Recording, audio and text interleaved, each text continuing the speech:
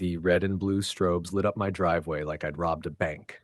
I froze mid-swing, power drill in hand, standing over a half-finished wooden ramp. For a split second, I thought maybe I'd finally lost it. But no, two officers stepped out of the cruiser, hands tight on their belts, scanning me like I was some kind of criminal. Behind me, my boy sat quietly on the porch in his wheelchair, his little toy truck clutched in his lap. He wasn't scared. He was smiling, watching me work, proud that his dad was finally building something to give him the independence he craved. I wasn't building a barricade. I wasn't breaking into anyone's home. I was building a ramp so my son could get into his house without me carrying him every day. Before we dive in, comment which country you're watching from. Let's see how far this story travels. One of the officers cleared his throat. Sir, are you the one installing this structure without authorization? That's when she appeared. Lydia, the HOA president, binder under her arm, storming across the street like a general heading into battle. I should have known she was behind this circus. Of course I'm building it, I said, pointing at my son. This is for him. He deserves to roll into his own home with dignity, not be carried like luggage. But Lydia cut in before the officer could respond. He's breaking the law, she barked, face twisted with fury. This neighborhood has strict guidelines. No exterior modifications without HOA approval. That ramp is an eyesore and a violation. It lowers our property values. My jaw clenched, but I kept my voice steady. Lydia, I'm a civil engineer. This isn't just safe. It's fully compliant with ADA accessibility standards. And I already have a temporary permit from the city. I'm not breaking the law. You're breaking basic human decency. Her smirk faltered for a second, but she clutched her binder tighter and doubled down. Rules are rules. You don't get to ignore them just because you feel like it. The HOA will not tolerate this. The officers glanced at each other. I handed them the paperwork, the city permit compliance letters. One officer flipped through the documents, nodded, then looked right at her. Ma'am, he's within his rights. The Americans with Disabilities Act requires reasonable accommodations like this, regardless of HOA rules. You had no grounds to call this in. That wiped the smug look off Lydia's face faster than a bucket of cold water. She stammered, but the officers had already stepped back, holsters untouched. One of them even gave me a firm handshake. Good job, sir. You're doing right by your boy. Lydia stood there on the sidewalk, binder hugged to her chest, fuming. I thought maybe being shut down in front of law enforcement would make her back off, but the glare she gave me told me otherwise. This wasn't over. Not by a long shot. Lydia wasn't the type to lick her wounds quietly. By the next morning, 3 violation letters were crammed into my mailbox like she'd been waiting all night at the printer.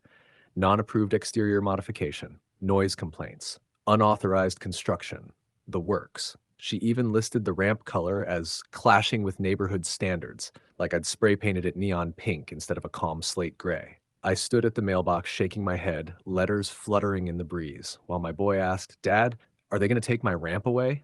I crouched beside him. No, son, they can write all the fake tickets they want. Federal law is stronger than Lydia's binder. And that was true. Under the Americans with Disabilities Act of 1990 and the Fair Housing Amendments Act of 1988, property owners are guaranteed the right to make reasonable accessibility modifications. HOA rules can't override federal protections. But Lydia? She acted like her binder was the Constitution itself. That weekend, she escalated. Flyers appeared at the community mailbox station.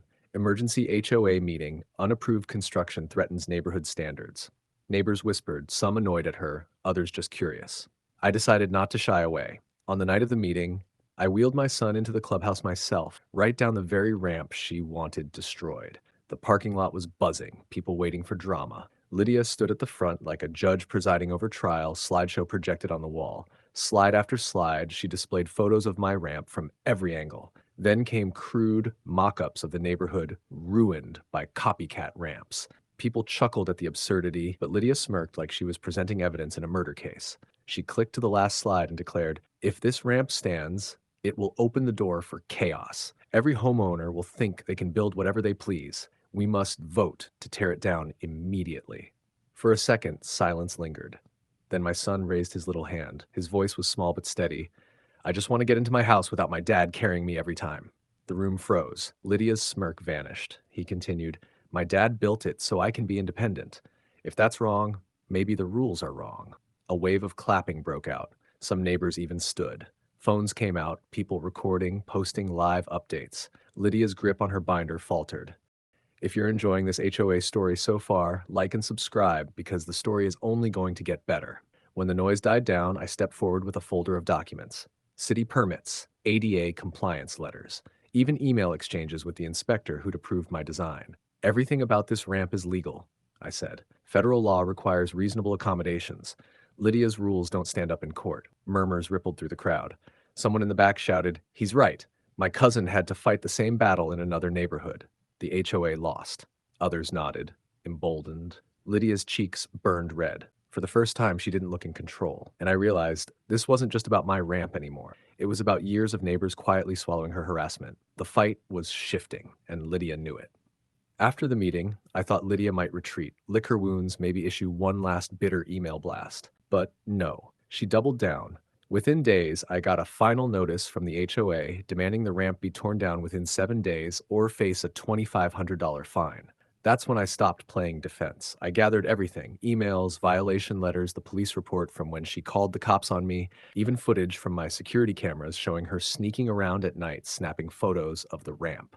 I filed a formal complaint with the City Housing Authority and contacted a disability rights attorney. The attorney didn't mince words. "They're not just wrong, they're in violation of federal law. The ADA and the Fair Housing Act explicitly prohibit HOAs from denying accessibility modifications. What they've done to you and your son opens them up to serious liability." So we sued.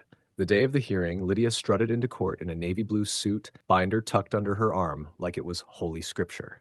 Behind her sat a handful of board members, clearly nervous. Across the aisle, I sat with my son and our lawyer, calm and steady. The judge wasted no time. After reviewing the evidence, he asked Lydia one simple question: "On what legal basis did you demand this ramp be removed?" She started rattling off HOA bylaws about aesthetic consistency and property value preservation. The judge cut her off. "The Americans with Disabilities Act of 1990 supersedes your HOA rules. You don't get to override federal law with neighborhood preferences." Her face drained of color. My attorney slid over the stack of fake violation letters, timestamps showing they were fabricated. "This wasn't enforcement, Your Honor. This was harassment."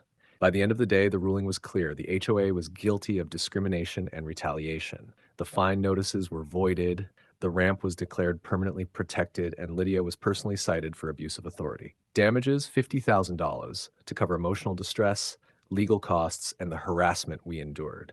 Neighbors packed the courtroom, whispering, some even clapping when the gavel fell. For years, they'd feared Lydia's wrath. Now they saw her binder crumble under the weight of real law. Within a month, the HOA board collapsed. Lydia was voted out in disgrace, forced to sell her house after a lien was placed for the damages she owed. The tyrant of the cul-de-sac was gone, and the ramp, still standing, still sturdy. My son rolls down it every morning with a grin that makes every late night of sawing and hammering worth it. That little ramp became more than wood and screws. It became a symbol, a reminder that kindness isn't against the rules, and that no binder of fake regulations is stronger than a parent fighting for their child. Every time I watch my boy glide into his home, free and proud, I know the fight was worth it. Justice served, the ramp protected, and a community finally free from Lydia's reign.